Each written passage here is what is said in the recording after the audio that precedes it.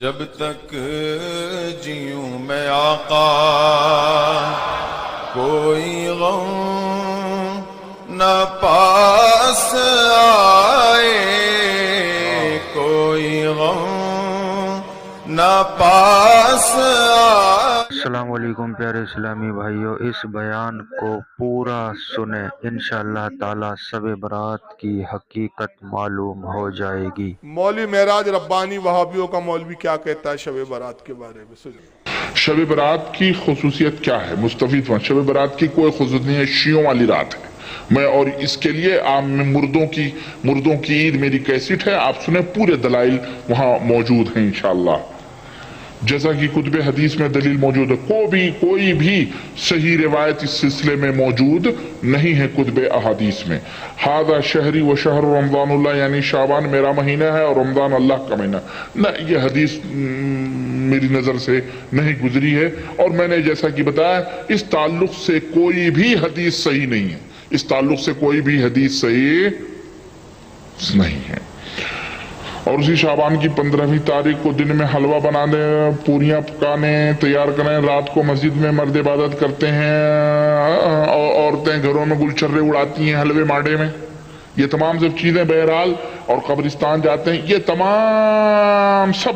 तमाम सब खुराफात और बिदात हैं, अल्लाह के रसूल सल्लल्लाहु अलैहि वसल्लम साबित नहीं है। मैं समझ गया आपके सवालात से मुकम्मल तौर पर जो भी मैं हरामी हूँ, मैं सब समझ गया आप क्या पूछना चाहते हैं, मुझे मत बताओ, मैं तो सब इनकार करने के लिए पैदा हुए। अब देखिए इसकी जहालत। पहली बात कहता है शब बारात शियों वाली रात है। किन की रात है ये? शियों की रात है। मैं इसको चैलेंज करता हूँ, बेगैरत को, अपनी माँ का दूध पिया तो साबित कर दे कि शब बारात शियों की रात है, और हम साबित करेंगे ये शियों की नहीं, ये सुन्नियों की रात है। क्या बात है, सुभान अल्लाह, शियों की रात है बोलता। और उसका फिर दूसरी जहालत देखो, कहता है इस सिलसिले में कोई भी रिवायत सही नहीं है, कोई भी रिवायत इस सिलसिले में सही नहीं है। हम कहते हैं मुल्ला जी चलो थोड़े देर के लिए हम मान लेते हैं, हालांकि बहुत सारी रिवायतें इसमें सही भी है, सियाह सित्ता की रिवायतें भी और सही रिवायतें भी है। मान लो कि इसमें जितनी रिवायतें हैं सब ज़ईफ़ है। तो अभी तो आप कह रहे थे शिया वाली रातें हैं तो ज़ईफ़ है, तो ये ज़ईफ़ रिवायतें भी किन ने लिखी? शियाओं ने लिखी कि सुन्नी आलिमों ने लिखी? सुन्नियों ने लिखी ना। तो सुन्नियों ने लिखी तो रात तो साबित हो गई ना। अब रह गया कि अगर वो रिवायतें ज़ईफ़ भी हो तो फ़ज़ाइल में ज़ईफ़ रिवायतें मकबूल है, मान ली जाती हैं।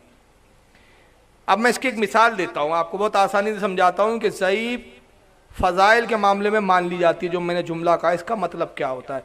देखिए एक आदमी है, बारिश के दिनों में एक छोटा सा उसने झोपड़ा बना रखा है, और उस झोपड़े के अंदर वो बैठा हुआ है, लेकिन पानी कहीं कहीं से कुछ कुछ टपक रहा है, समझ रहे आप? और एक आदमी पूरा नंगा है, जिस्म पे कपड़े भी नहीं है उसके, रोड पे, सरे रोड पर वो पागल आदमी भीग रहा है, और वो हंसते हुए भीगते हुए हंसता है, और हंस के वो झोपड़ी वाले को ताना देता है कि मियाँ झोपड़े में बैठे हो, पानी तो टपक रहा है। तो आप बताइए वो झोपड़ी वाला बेहतर है कि जो बाहर भीग रहा है वो ज़्यादा बेहतर है? झोपड़ी वाला। बोलो भाई, झोपड़ी वाला बेहतर है। झोपड़ी वाला कहेंगे अबे मनूस तू तो लावारिस कुत्ते की तरह खड़ा हुआ है दरवाजे के बाहर, तेरे पास ना छत है ना घर है, अल्लाह ने मुझे कम से कम छत दी, टूटी फूटी ही सही छत तो दी, कुछ तो बचाव हो रहा है, पूरे भीगने से तो बच रहा हूं। बस समझ में आ रही ना? बस यही मिसाल है कि सुन्नियों के पास शब बारात मनाना चाहिए, शब बारात की असल है। ज़ईफ़ रिवायत तो है, नहीं मनाने के लिए तेरे पास कौन सी रिवायत है? मैं नंगे, क्या बात है, क्या बात है, तू तो रोड पे नंगा खड़ा हुआ है। सुभान अल्लाह, वाह वाह वाह वाह। नहीं मनाना चाहिए, उसके लिए एक रिवायत तो सुना दे। क्या बात है, हमारे पास टूटी फूटी ही झोपड़ी है तो क्या बात है। ये है ज़ईफ़ रिवायत का मामला। तो साफ कह रहे थे इनका धर्म ही ज़ईफ़ है, ज़ईफ़ रिवायत इस सालों से कोई रिवायत नहीं आई है। और फिर एक हदीस पढ़ा, उससे एक सवाल में पूछा गया कि भाई हदीस में तो ये भी आया कि हुज़ूर ने कहा शाबान मेरा महीना है और रमज़ान अल्लाह का महीना है। तो अब उसकी दोगलेपने की बात देखो, कहता है ये रिवायत मेरी नज़र से नहीं गुजरी, यानी जाहिल देखो रिवायत गुजरी नहीं और ज़ईफ़ है। अबे खबी जब तूने रिवायत ही नहीं देखी तो ज़ईफ़ है ये किसने? तेरे अब्बा ने बता दिया तेरे। क्या बात है, ये है इनकी जहालतें। वहाबी बोलता है मगर समझता नहीं। मैं चंद हदीसें पेश कर रहा हूँ। हज़रत आयशा उम्मुल मोमिनीन आयशा सिद्दीक़ा रज़ियल्लाहु ताला अन्हा और हज़रत अता रज़ी अल्लाह ताला अन्हु और हज़रत अली से रिवायत है कि हुज़ूर सल्लल्लाहु अलैहि वसल्लम फरमाते हैं कि लोगों, शाबान की 15 तारीख को, 15वीं शब को अल्लाह ताला दुनियाए आसमान पर नुज़ूल फरमाता है और लोगों के साल भर के आमाल लिख दिए जाते हैं और फरिश्तों में तकसीम कर दिए जाते हैं। और इस हदीस को किसने लिखा? इमाम अब्दुल रज़्ज़ाक़ ने अल मुसन्नफ़ में। और इमाम अब्दुल रज़्ज़ाक़ कौन है? इमाम अब्दुल रज़्ज़ाक़ इमाम अहमद इब्न हम्बल के उस्ताद हैं और इमाम बुखारी के दादा उस्ताद हैं। ये शिया थे क्या? सब शियाओं की रिवायत है। बोलता कभी अबे तू शिया की औलाद हूँगा। इमाम अब्दुल रज़्ज़ाक़ ने अल मुसन्नफ़ में लिखा, जिल्द नंबर 4 सफ़ा 317। इमाम कुर्तबी रहमतुल्लाह अलैह ने अपनी तफसीर कुरान अल जामिल अहकामिल कुरान जिल्द 16 सफ़ा 128 पे लिखा। इमाम बहकी ने इस रिवायत को शोअबुल ईमान जिल्द 3 सफ़ा 386 पे लिखा। इमाम खतीब तबरेज़ी ने मिशकातुल मज़ाबी, जिसको मिशकात शरीफ कहते हैं, मिशकातुल मसाबी जिल्द 1 सफ़ा 277 पर लिखा। आइए दूसरी हदीस सुने शब बारात की असल के ताल्लुक से। हज़रत आयशा उम्मुल मोमिनीन फरमाती हैं कि हुजूर ने अपनी बीवियों के लिए बारियां मुकर्रर कर रखी थी। हुजूर के एट ए टाइम 9 बीवियां थी। कितनी बीवियां थी? 9। हुजूर ने 11 निकाह फरमाए और एक वक्त में 9 बीवियां आपकी हयात रही। और हमारे लिए 4 से ज़्यादा एक वक्त में जायज़ नहीं है, ये सिर्फ नबी की खुसूसियात है। तो हुजूर ने हर बीवी के लिए एक दिन मुकर्रर कर रखा था। आप एक रात इन बीवी के हुजरे पाक में तशरीफ़ फरमा होते, दूसरे दिन दूसरी बीवी के पास, तीसरे दिन तीसरी बीवी के पास, ताकि किसी का हक मारा ना जाए। इंसाफ और उसका तकाजा पूरा करते थे। हज़रत आयशा फरमाती है कि एक रात हुजूर मेरी बारी में थे, लेकिन अचानक आधी रात को मैंने देखा, मेरी नींद खुली तो देखा हुजूर बिस्तर पे नहीं है, सरकार बिस्तर से गायब थे। तो मुझे ख्याल आया कि शायद रसूलुल्लाह सल्लल्लाहु अलैहि वसल्लम अपनी किसी दूसरी बीवी के कमरे में गए होंगे।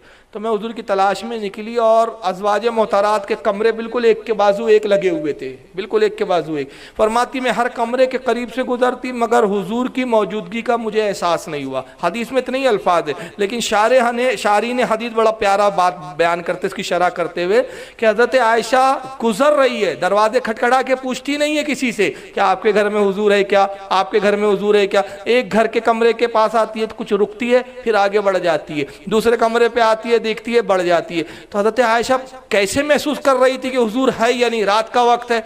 तो उसकी वजह यह थी कि हज़रत आयशा एक जगह फरमाती है कि मैं हुजूर को, सरकार को खुशबू से पहचान लिया करती थी। सुभान अल्लाह।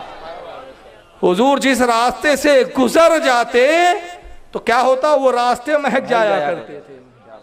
तो मैंने हुजूर की खुशबू नहीं देखा, समझ लिया कि हुजूर यहाँ तशरीफ फरमा नहीं है। तो फरमाती है फिर ख्याल आया आप मस्जिद नबवी में गए होंगे और हुजूर अल्लाह की इबादत कर रहे होंगे। तो कहती है मैं मस्जिद में दाखिल हुई तो हुजूर मस्जिद में भी नहीं थे। तो फिर मुझे बड़ी फिक्र हुई कि हुजूर कहाँ चले गए आखिर। तो कहती है कि फिर ख्याल आया कि हुजूर को मैं कब्रिस्तान में देख लूँ। तो जन्नतुल बकी कब्रिस्तान बिल्कुल हुजूर के रोज़े के करीब, हुजरे के करीब था। वहाँ गई तो आप फरमाती कि मैंने देखा आका कब्रों के बीच दरमियान में खड़े हैं और रो रहे हैं, दाढ़ी मुबारक आपकी तर हो गई है आंसू से। हज़रत आयशा जाती और सलाम अर्ज किया, अस्सलाम वालेकुम या नबी अल्लाह। हुजूर ने अपने चेहरे अक़दस को फेरा उनकी तरफ और कहा है आयशा तुमने क्या ये गुमान किया कि अल्लाह का नबी तुम पे जुल्म करेगा, तुम्हारी हक तलफी करेगा और तुम्हारी बारी में किसी और की बीवी के पास चले जाऊं। वो कहती है अल्लाह के नबी मेरा ये ख्याल नहीं था, असल में मैंने आपको अपने बिस्तर पे नहीं पाया तो मुझे आपकी फ़िक्र लायक हुई। अल्लाह के नबी इतनी रात में आप कब्रिस्तान में क्यों आ गए? इरशाद फरमाया मुझे जिब्रील ने आके अभी ख़बर दी और इस रात की फजीलत ये बताई कि अल्लाह फरमाता है कि मेरे हबीब ये बड़ी बरकत वाली रात है, शाबान की 15वीं शब बारात की रात थी वो। और कहा कि इस रात में अल्लाह ताला गुनहगारों को बख्शता है और कितनों को बख्शता है, बनु कलब के भेड़ों के बालों के बराबर जहन्नमियों को जहन्नम से आजाद फरमा देता है। सुभान अल्लाह, सुभान अल्लाह। अब बनु कलब क्या था? ये कबीला था, ये भेड़े चराने वाला कबीला था, भेड़े चराते थे। और इनकी भेड़े कितने थी? अहले अरब लिखते हैं कि जब ये अपनी भेड़ों को लेकर कबीले वाले निकलते और पहाड़ों पे जब इनकी भेड़ें बिखर जाती तो जब दूर से देखा जाता तो सिवाय भेड़ों के कुछ नजर ही नहीं आता था। हजारों की, लाखों की तादाद में भेड़े ही भेड़े होती थी। तो आका कहते हैं जो उनके भेड़े हैं बनु कलब की, उनकी भेड़ों के जो बाल है एक एक बाल के तादाद के बराबर अल्लाह ताला जहन्नमियों को बख्श देता है। तो इस रात में इसलिए यहाँ आया कि मैं अल्लाह की बारगाह में अपने गुनाहगार उम्मतियों के लिए दुआ करूँ, ताकि अल्लाह मेरी दुआ से गुनाहगारों की शफात और बख्शिश में और इजाफा कर दे। तो कब्रिस्तान जाना उस रात क्या है? सुन्नत है। अब इस हदीस को किसने लिखा है? इमाम तिरमिजी ने लिखा है जामे तिरमिजी में। इस वहाबड़े से पूछो इमाम तिरमिजी भी शिया थे क्या? कुछ भी मुंह में आया बक देते, सब शियाओं की रिवायत है। अबे तू शिया की पैदावार है। इसी हदीस को इमाम तिरमिजी ने लिखा जिल्द नंबर 1 सफ़ा 156। इमाम इब्न माजा ने भी लिखा इसको सफ़ा नंबर 100 पर। इमाम अहमद इब्न हम्बल ने लिखा जिल्द 6 सफ़ा नंबर 238 पर। इसी हदीस को इमाम इब्न अबी शैबा ने लिखा, जो इमाम बुखारी और इमाम मुस्लिम के उस्ताद है, हदीस नंबर जिल्द नंबर 1 सफ़ा नंबर 237 पर। शाइबुल ईमान में इमाम बहकी ने लिखा जिल्द 3 सफ़ा 379 पर। इमाम हैसमी ने मजमू ज़वाइद में लिखा जिल्द 8 सफ़ा 65 पर। जरा बताइए क्या ये सब के सब शिया है? नहीं। और फिर मजाक क्या उड़ाया? मजाक उड़ाते हुए कहता है कि हाँ ये रात को लोग मस्जिदों में जाके इबादत करते हैं, नमाज पढ़ते हैं और औरतें गुलछर्रे उड़ाती है। सुना कि नहीं आपने? अबे वो तुम्हारी औरतें, अब बोलूंगा तो मिर्ची लगेंगी। देखो जब ये ऐसी बात बोलते तो फिर मैं बोलता हूँ, अब फिर वहाबड़ा बोलता है कि तफरीक की बात कर रहे हो। तुम्हारा मुल्ला कुछ भी बोले चलता, और हम बोले तो तफरीक की बात। अबे हमारी औरतें गुलछर्रे नहीं उड़ाती, उस रात वो भी इबादत करती है, हलवे बनाती है, फातिया देती है। तुम तबलीगी जमात के लिए 40 दिन चले जाते हो, वो गुलछर्रे उड़ाते रहती है। क्या बात है, क्या बात है। तुम तो छोड़ के चले जाते हो मरदूदो, तो वो गुलछर्रे उड़ाते रहती है इधर, हमारी औरतें नहीं उड़ाती। तो कहता है इस रात में मर्द इबादत करते, इस रात में इबादत वगैरह का कोई सबूत नहीं है। आइए इसके ताल्लुक से बहुत सारी हदीसें, मैं सिर्फ एक आपको किताब ही दिखा देता हूँ। चलिए ये किताब लिखने वाले कौन है जरा देख लीजिए। ये किताब है सरकार गौसे आजम की। सुभान अल्लाह। तो क्या गौसे पाक भी शिया थे? और छापा किसने है? वहाबड़ों ने ही छापा, हमने नहीं छापा। गुनियत तालिबीन दारुल इल्म अहले हदीसों का मकतब है बंबई का, उसने छापा है, उर्दू तर्जमा किया है। आइए सफ़ा नंबर 374, इमाम हज़रत गौसे आज़म रज़ियल्लाहु ताला अन्हु इस रात के बारे में बड़ी फजीलत लिखी, और आखिर में क्या लिखते? शब बरात की नमाज़े, शब बरात की नमाज 100 रकात है, जिनमें 1000 मरतबा सूरह इखलास की तिलावत है, यानी हर रकात में 10 बार सूरह इखलास की तिलावत है। इसे सलातुल खैर कहा जाता है। इस नमाज से बरकतें हासिल होती है। पहले लोग इसे बाजमात अदा किया करते थे। इस नमाज की बड़ी फजीलत जिक्र की गई है। हसन बसरी फरमाते हैं कि मुझसे 30 सहाबियों ने रिवायत किया। इमाम हसन बसरी कौन है? ताबई है। और वो कौन कह रहे हैं? मैंने 30 सहाबा इकराम से सुना कि जो शख्स शबे बारात में ये नमाज पढ़ता है वो 70 मरतबा अल्लाह की नजर करम से मुशर्रफ होता है। सुभान अल्लाह। जबकि हर नजर करम में अल्लाह ताला इसकी 70 हाजतें पूरी कर देता है, जिनमें सबसे अदना हाजत इसकी मगफिरत है। सुभान अल्लाह, सुभान। 70 उसकी दुआएं कबूल होती है। और सबसे मामूली दुआ क्या है उन 70 में से? या तेरी मगफिरत कर दी गई, जन्नत तुझे दे दी जाएंगी। ये गौसे पाक लिख रहे। अब एक दूसरे साहब को भी सुन लीजिए, बनारसी बाबू है। इनको बड़ी प्रॉब्लम है। मेरे आज तक समझ भी नहीं आया, शबे बारात में आप क्या करते हो भाई? क्या करते हो आप? बाजा बजाते हो? नहीं। हाँ, डांस करते हो? नहीं। मस्जिद में जाके क्या करते हो? नमाज पढ़ते हैं। तो अल्लाह की इबादत करना भी गुनाह है। कहते नहीं नहीं नहीं नहीं वो साबित नहीं है। हमने कहा पहले तो ये झूठ बोलना बंद करो कि साबित नहीं है, हदीसों में है। अब बिल फर्ज अगर साबित ना भी हो तो नफली इबादत के लिए क्या वक्त और ये कोई तायुन है शरीयत में? नहीं। कभी भी पढ़ सकते हैं आप। तो अगर उस दिन पढ़ लिया तो कौन सा बवाल आ गया भाई? कोई हदीस में आया है कि बाकी दिन पढ़ना, लेकिन खबरदार शबे बारात के दिन मत पढ़ने आना मस्जिद में। अब इनको किसी और बात पे दर्द जरा सुन लीजिए। दर्द बड़े दर्द के साथ बोल रहे हैं। ये भी बारात का हलवा कहां से आया? सब अल्लाह के नबी के दंदाने मुबारक शहीद हुए थे तब आपने खाया। नबी ने तो पिया होगा, दांत शहीद हुए तो कोई चीज पी होगी, दांतों से तो नहीं खाई गई होगी। तुम इतना मजबूत क्यों बनाते हो? मैं रोक रोक के बात करता हूं, नहीं तो फिर बातें छूट जाएंगी। ये कहते हैं शबे बारात का हलवा कहां से आया? बेटा वो सुन्नी के घर से आया। कहां से आया? क्या बात है, क्या बात है। शब बारात का हलवा काट सुन्नी के घर से आया। खैर मैंने मजाक में बोल दिया और आपने हंस भी दिया। उसका कहना है कि कौन सी हदीस में हलवे का जिक्र। हमने कहा बिरयानी कहाँ से आई, क्या बात ठूस के तुम इज्तिमाओं में खाते हो। कौवा कहाँ से आया, और अभी तो मैं कुछ चीजें दिखाऊंगा ये क्या क्या खा जाते हैं, कुछ नहीं छोड़ते ये लोग। शब बारात का हलवा कहाँ से आया, तो बोले कहते हैं, कौन कहते हैं, सुन्नी लोग। तो सुन्नी लोग ये कहते हैं कि रसूलुल्लाह के दंदान मुबारक शहीद हुए तो हुजूर ने हलवा खाया। सबसे पहले मक्कार झूठे, हमारे किसी आलिम ने बात नहीं लिखी। बेशक। और इसके बारे में तो मैं कहता हूँ यार तू हलाली है तो एक बार बैठ क्यों नहीं जाता मेरे साथ। क्या बात है। बैठता नहीं है, कई बार बोल चुका हूं मैं इसको, बहुत कुछ बोल चुका, अब दिल नहीं बोल रहा ज्यादा बोलने का। वो लफ्ज भी शर्मिंदा हो गए इसके सामने। तो मैंने कहा कि भाई हुजूर सल्लल्लाहु अलैहि वसल्लम के दंदाने मुबारक शहीद हुए गज़वे ओहद में हुजूर ने हलवा खाया, हमारे किसी आलिम ने नहीं लिखा, माफ करना, ये तो झूठ तू ही लिख रहा है। फिर खुद ही एतराज करता है, चलो हुजूर ने खाया तो हुजूर ने तो पिया होगा ना, खाया थोड़ी होगा। और अगर हलवा खाया भी होगा तो नरम हलवा होगा, तुम इतना सख्त क्यों बनाते हो। जान दे भाई हम तो सख्त बनाते, पहाड़ जैसा पत्थर जैसा बनाते। अबे वहावड़े तू नरम बना लेना उस दिन तुझे किसी ने पकड़ के रखा हुआ है। वहावड़ा कुछ नहीं करता, बस सुन्नियो तुम ये क्यों करते हो वो क्यों करते। अबे तू भी तो कुछ कर, इतना बखील है। सुन लो, सही बुखारी की हदीस है, कौन सी किताब में है, सही बुखारी। अल्लाह का फजल है कि अहले सुन्नत के हर अमल की दलील कुरान और हदीस में। बेशक बेशक। ये अलग बात है कि हम जानते नहीं है, इसलिए आज कहता हूं कि जानने की जरूरत है। सही बुखारी के अंदर हदीस है, अबू हुरैरा कहते हैं अल्लाह के नबी मुझे ऐसा एक छोटा अमल बताइए जो करने में छोटा और आसान हो और नेकियों में और दर्जों में बहुत बड़ा हो, और वो अमल करूं तो मैं इस्लाम की हकीकत को पालूं। हुज़ूर ने कहा मैं 2 अमल बताता हूं, उस पर तू पाबंदी कर ले तो तूने इस्लाम को पा लिया, इस्लाम पर अमल कर लिया और अल्लाह तुझे जन्नत अता कर देगा। उसी अमल से तेरे 2 छोटे अमल से राजी हो जाएगा। आका ने फरमाया सुन, पहला अमल ये कि जब भी किसी मुसलमान से मुलाकात कर तो उसे सलाम कर। सुभान अल्लाह। किसको, वाबड़े को नहीं, हाँ नहीं तो कल वहाबी जी को आप सलाम करने बैठ जाएंगे, उसको नहीं करना है, सुन्नी को, मुसलमान। क्योंकि रसूल जब कह रहे हैं मुसलमान तो हुजूर के ज़माने में कोई वहाबी थे भी नहीं ना खुले हुए। क्या बात है।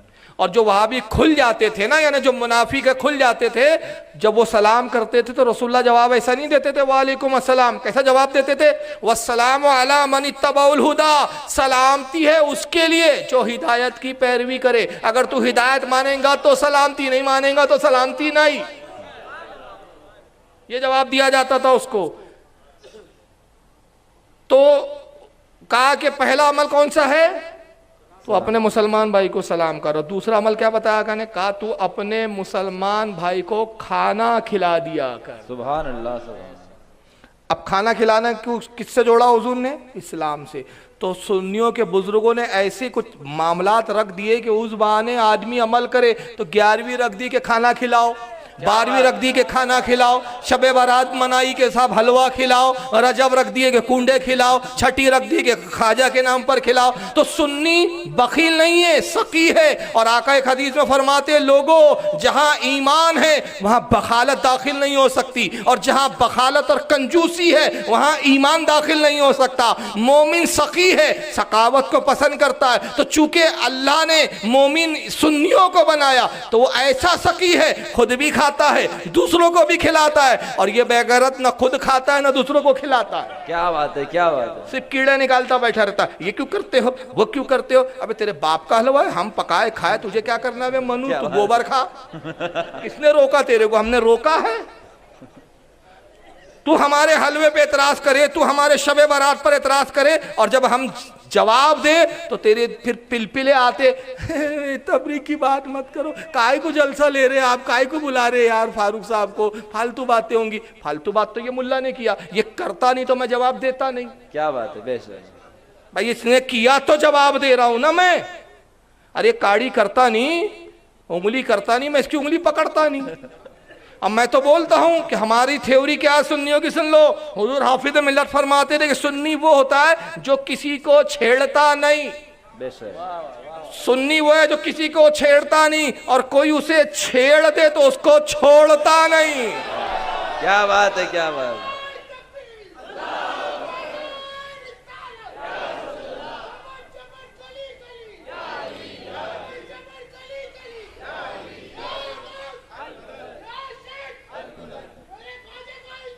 जिंदाबाद। तो तुम हमको छेड़ो मत, तुम छेड़ोगे नहीं तो हम छोड़ेंगे नहीं, फिर तुमको छेड़ेंगे तो छोड़ेंगे नहीं। अब कहता है तुम इतना मजबूत क्यों बनाते? अबे तो तू नरम नरम बना लेना, गरम गरम नरम नरम। बेगैरत तू भी तो कुछ बना, कब तक नजदीक की खैरात पे खाता रहेगा? कुछ पका दूसरों को भी खिला। अब ऐतराज सुनिए आ गए जनाब का शब बरात का हलवा कहां से आया? सब अल्लाह के नबी के दंदाने मुबारक शहीद हुए थे तब आपने खाया। नबी ने तो पिया होगा, दांत शहीद हुए तो कोई चीज पी होगी, दांतों से तो नहीं खाई गई होगी। तुम इतना मजबूत क्यों बनाते हो? नबी ने सिर्फ अकेले खाया या आपके साथ जितने साहबा थे सबने खाया? नहीं साहब, अकेले ही खाया। तुम्हारी पूरी जरूरत क्यों खाती है? पागल कुत्ता, पागल आदमी, मारे घुटना फूटा। हुजूर ने अकेले खाया, तुम सारे इतने लोग मिलके उसको खाते। अबे जाहिल, जितने ज्यादा मिलके खाएंगे उतना सवाब बढ़ेगा। अकल भी देखो, ये वहाबियों की अकल है भाई। मिसाल के तौर पे खाने का सामान रखा हुआ है, आप अचानक आए, मैं खा रहा हूं, जैसे ही मैंने आपको देखा मुंह फेर लिया, छुप के खाने लगा।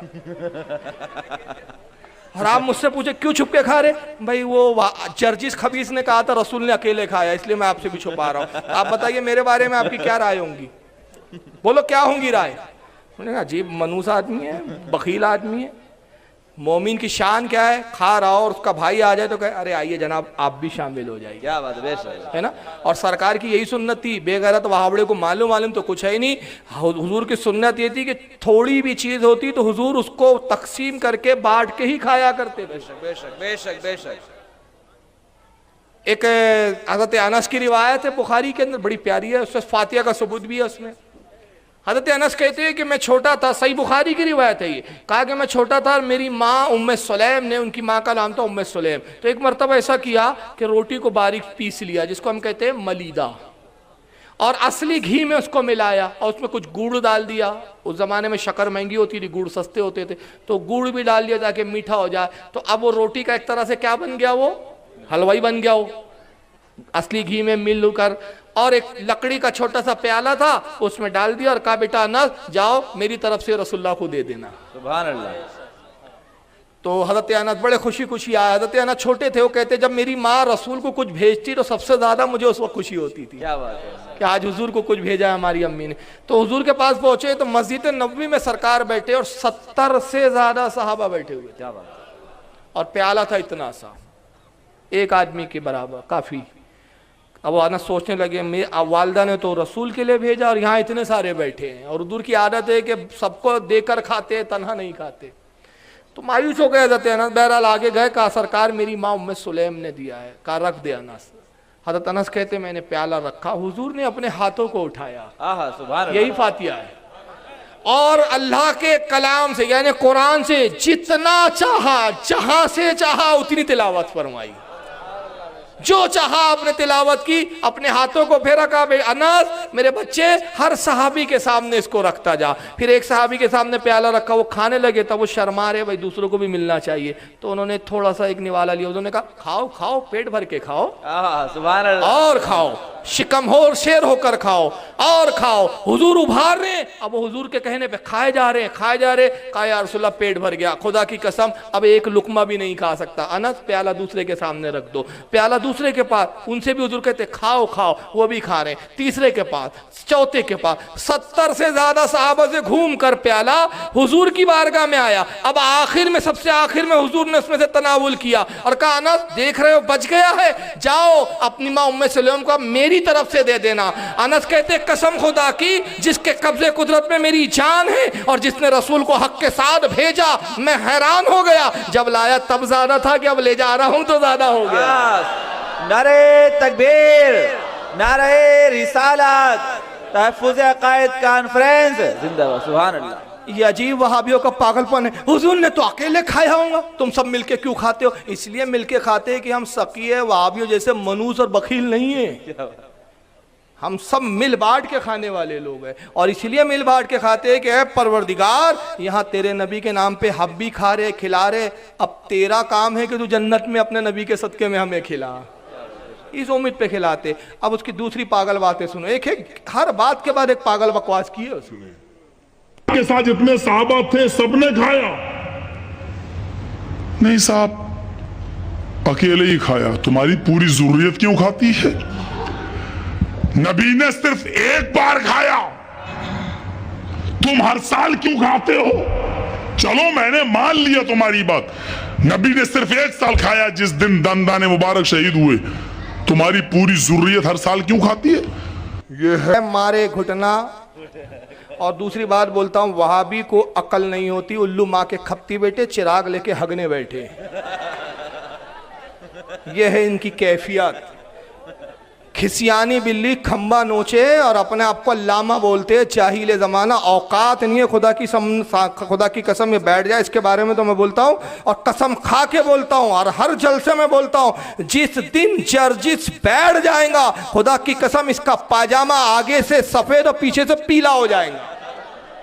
ये बैठ जाए सुअर का बच्चा, इसको सुअर बोलता हूँ मैं। आप ताज्जुब ना करें, अगर सिर्फ एक गुस्ताखी इसकी दिखाऊंगा ना तो आपका खून खौलेगा। ये मनुष्य ऐसी ऐसी गुस्ताखी करता है। अभी मैं दिखाऊंगा क्या के कल फिर पिलपिला या ना बोले गाली बक्के गए मौलाना, तो वो पिलपिलों को भी दिखाऊंगा कि ये तुम्हारे मुल्ला किसको गाली बकते, वो भी देख लो जरा, याद दिलाना मैं भूल जाऊं तो। अब मुल्ला जी ने बड़ी दूर की कौड़ी लाई, हुजूर के दंदाने मुबारक शहीद हुए। दंदान यानी दांत शरीफ। गज़वे उहद में एक काफिर ने पत्थर मार दिया था, हुजूर का एक दांत शरीफ शहीद हो गया था। तो उस दिन हुजूर ने हलवा खा लिया, एक ही बार खाया। अव्वल तो कोई रिवायत में साबित नहीं कि हुजूर ने हलवा उस दिन खाया, एक बार खाया। बोलता मैं तो अभी साबित करूंगा, एक बार नहीं कई बार खाया और बार बार खाया, लेकिन चलो एक बार ही मान लो। तो कहता है हुजूर ने तो एक बार खाया, तुम हर साल क्यों खाते हो? हर साल क्यों खाते हो? तब जवाब भी खुद दिया, पहले सुन ले जाओ। अब जो काम मेरे नबी ने एक बार किया वो जिंदगी भर की दलील बन जाती है। अगर वो काम जिंदगी भर की दलील बन जाती है तो हम बाद में सुन। तो हुजूर ने एक बार खाया, तुम हर साल क्यों खाते हो? तो ये किस वहाबी, किस मदरसे में पढ़ा, किस बेगैरत उस्ताद ने पढ़ाया इसको, किस जाहिल ने पढ़ाया, किस मदरसे की रोटियां तोड़ के, मुफ्त की रोटी तोड़ के ये आलिम बना? इस जाहिल को मालूम नहीं कि नबी जिंदगी में एक बार भी अमल करे वो भी सुन्नत है। अब मैं एक दलील दे रहा हूं, पूरी जिंदगी में, सुनाने अबू दाऊद की हदीस है, पूरी जिंदगी में हुजूर ने सिर्फ एक बार अजान दी। एक बार अजान। कितने बार अजान दी? एक बार। एक जंग के मौके पे आका ने कहा आज अजान मैं दूंगा। और रावी हदीस कहते कि जब हुजूर इस लफ्ज पर पहुंचे, अशहदु अन्ना मुहम्मदुर रसूलुल्लाह, तो हुजूर ने अशहदु अन्ना मुहम्मदुर रसूलुल्लाह नहीं फरमाया, बल्कि क्या फरमाया? अशहदु इन्नी रसूलुल्लाह, गवाही देता हूं कि मैं ही अल्लाह का रसूल हूं। पूरी जिंदगी में एक बार रसूल ने अजान दी। वहाबी जी हुजूर ने तो एक बार दी, तुम 5 वक्त रोजाना क्यों देते हो? क्या बात है। एतराज तो ये भी आता है फिर। और एक ऐसी दलील दे दूं कि इसका बाप भी जवाब नहीं दे पाएगा। पूरी जिंदगी में हुजूर ने सिर्फ एक बार हज किया, तुम बेगैरत हर साल क्यों हज को जाते हो? पूरी जिंदगी में कितने बार हज किया हुजूर ने? एक ही बार। तो एक बार करके बैठ जाना घर पे। लेकिन वहां बड़े भी तो बहुत जाते हैं मुफ्त के माल में। तो ये तो जहालत की बात है। अल्लाह के नबी का कोई भी अमल एक बार भी हुजूर जिंदगी में करे वो सुन्नत बन जाता है। बल्कि इस जाहिल को यही नहीं मालूम कि हदीस की 3 किस्में होती है। कितनी किस्में होती है? 3। एक होती है हदीस कौली, वो भी सुन्नत है। हदीस फेली, वो भी सुन्नत बन जाता है। और तीसरी हदीस तकरीरी, या हदीस सुकुती भी बोलते हैं। कौली यह है कि हुजूर कोई बात का हुक्म दे, वो भी सुन्नत है। जैसे हुजूर फरमाए लोगों बैठ कर पानी पिया करो, अब हुजूर ने कह दिया, हुजूर का कहना, अब उस पर आप अमल करेंगे, सुन्नत का सवाब। यह हो गई हदीस कौली।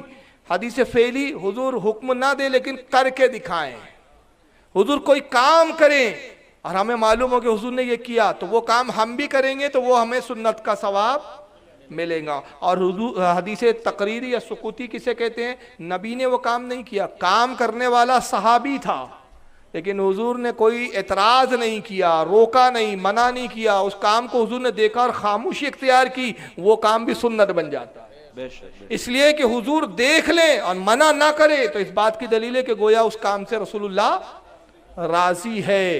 तो अब हुजूर अमल ना भी करे, मना ना फरमाए, ये भी सनद और दलील बन जाता है। तो ये कौन सी दलील लाया कि हुजूर ने एक बार खाया तुम हर साल क्यों खाते? तो हुजूर ने एक बार हज किया तुम हर साल क्यों करते हो? एक बार अजान दी तुम हर बार अजान क्यों देते हो? तो ऐसी कई मिसालें जो हुजूर ने जिंदगी में एक बार की लेकिन आप हमेशा कर रहे हो, तो ये कोई मिसाल बनती नहीं। तो अब कहता है कि हुजूर ने एक बार खाया हलवा, वो तो दलील पकड़ ली, और जो अमल बार बार किया वो नहीं पकड़ी। अब वो बार बार कौन सा अमल है वो इसकी जबान तो काम जिंदगी भर की दलील बन जाती है।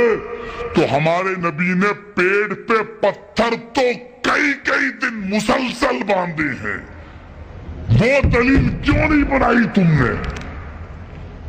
मौलवी का जवाब होता है हलवा खाना मौलवी का काम, पत्थर मानना नबी का काम।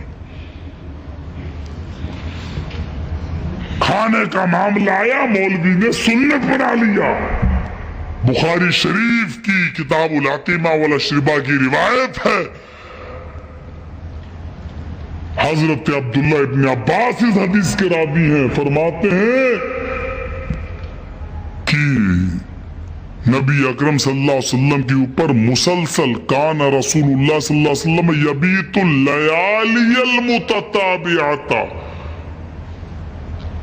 यबीतुल लयालियल मुतताबिअता, कई कई रातें मुसलसल पाए दर पे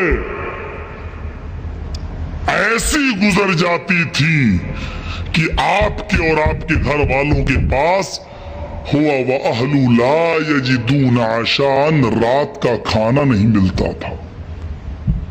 और ये दलील लाए जनाब ने, हुजूर ने एक बार हलवा खाया वो दलील आपने बना ली, और कई कई बार आपने पेट पे पत्थर बांधे उसको दलील क्यों नहीं बनाया? भाई सीधी बात है, देखो हुजूर ने एक बार किया वो भी सुन्नत बन गया ना, बन गया ना, और पत्थर बांधा वो भी सुन्नत बन गया। तो हलवे की सुन्नत हमने ली, पत्थर की तू ले ले, तू भी तो कुछ ले। अबे जाहिल जमाना, मुस्तफ़ा ने पेड़ पे जो पत्थर बाने वो इसलिए नहीं बाने कि लोगों तुम्हारे पास खाना हो तो तब भी तुम पेट पे पत्थर बांधना। आका ने पत्थर इसलिए बाने ताकि हुजूर के इस अमल से गरीबों को ऐसे हालात आए तो तस्कीन हो जाए, वरना हुजूर की शान तो ये थी कि इशारा कर दे तो जन्नत से नेमतें आ जाए। बेशक बेशक, है ना, इसमें क्या शक था।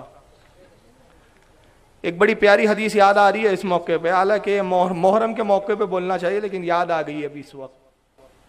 हजरत फातिमा बीमार है, मैं नबी की दलील दे रहा हूँ, नबी की शहजादी की बात बता रहा हूँ।